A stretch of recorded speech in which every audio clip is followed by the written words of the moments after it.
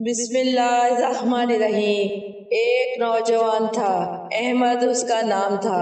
अहमद बहुत नेक इंसान था। उसका एक बुजुर्ग था जिसकी अहमद बहुत खिदमत करता था।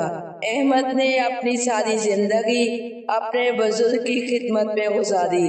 बुजुर्ग अहमद से बहुत खुश थे। एक दिन बुजुर्ग ने अहमद से कहा, ए बेटा, तुम्हारा मुझ पर बहुत एहसान है। तुमने सारी जिंदगी मेरी बड़ी खिदमत की है। अब वक्त आ गया तुम्हारा एहसान चुकाने का। बुजुर्ग ने फरमाया, बेटा, मेरी मौत का वक्त करीब आ चुका है। मैं तुमसे बहुत खुश हूँ। मैं अल्लाह की बारगाह में तुम्हारी एक दुआ कबूल करवा सकता हूँ। तुम मुझे अपनी एक दुआ बता दो।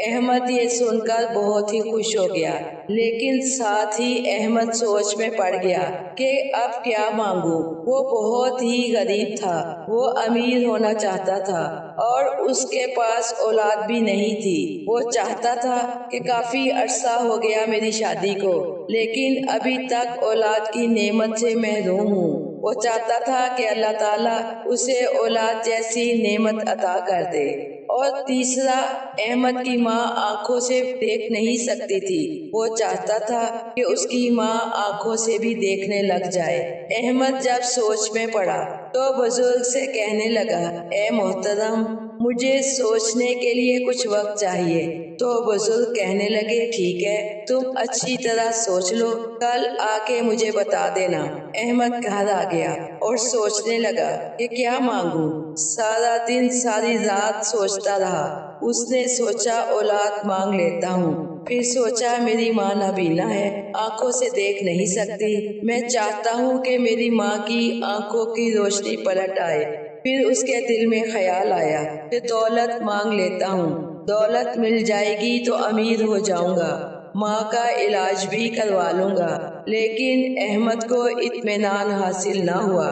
कि बच्चे कहाँ से लूंगा। औलाद जैसी नेमत से महरूम रह जाऊंगा। औलाद तो सिर्फ अल्लाह ताला की जात ही दे सकती है। अहमद परेशान था कि मांगू तो क्या मांगू। फिर अचानक अहमद खड़ा हुआ, माँ के पास आया। माँ अपने कमरे में बैठी थी। अहमद ने माँ के हाथ चूमे, माँ के कदमों को बोसा लिया और कहने लगा, अम्मा, आज तेरा बेटा बहुत परेशान है, समझ नहीं आ रही कि क्या करूं। माँ बोली, ए मेरे बेटे, तुझे क्या परेशानी है। तो अहमद बोला कि मुझे मेरे बुजुर्ग ने कहा है मैं कोई एक दुआ मांग सकता हूँ, मैं जो मांगूंगा वो मिल जाएगा। ए मेरी प्यारी माँ, मुझे समझ नहीं आ रही कि मैं क्या मांगू। माँ, आप तो जानती हैं मैं बहुत गरीब हूँ, मुझे दौलत भी चाहिए। माँ, मेरे पास औलाद नहीं है, मुझे औलाद भी चाहिए। माँ, मैं चाहता हूँ कि आप अपनी आंखों से भी देखने लग जाएं। अब आप बताएं कि मैं क्या मांगू।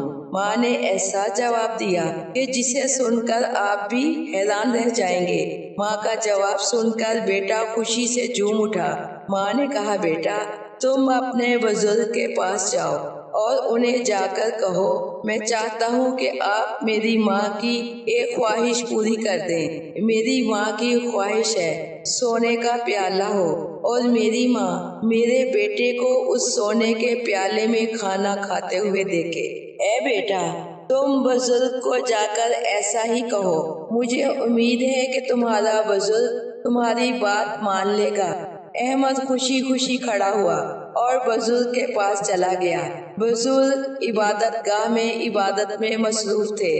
अहमद जब बुजुर्ग के पास आकर बैठ गया, बुजुर्ग ने फरमाया, बेटा, तुमने सोच लिया कि तुमने क्या मांगना है। अहमद बोला, जी मैंने सोच लिया है कि मैंने क्या मांगना है। अहमद बोला, ए हजरत, मेरी ख्वाहिश है कि मेरी माँ की एक दुआ कबूल हो जाए। बस मैं यही चाहता हूँ, यही मेरी दुआ है, यही मेरी ख्वाहिश है। आप पूरी कर देंगे तो मैं समझ जाऊंगा कि आपने मुझे सब कुछ अता कर दिया और मेरी दुआ कबूल हो गई। बुजुर्ग बोले, अहमद बेटा, क्या चाहते हो। अहमद बोला, मेरी माँ की ख्वाहिश है कि सोने का प्याला हो और मेरी माँ अपनी आंखों से मेरे बेटे को उस सोने के प्याले में खाना खाते हुए देखे।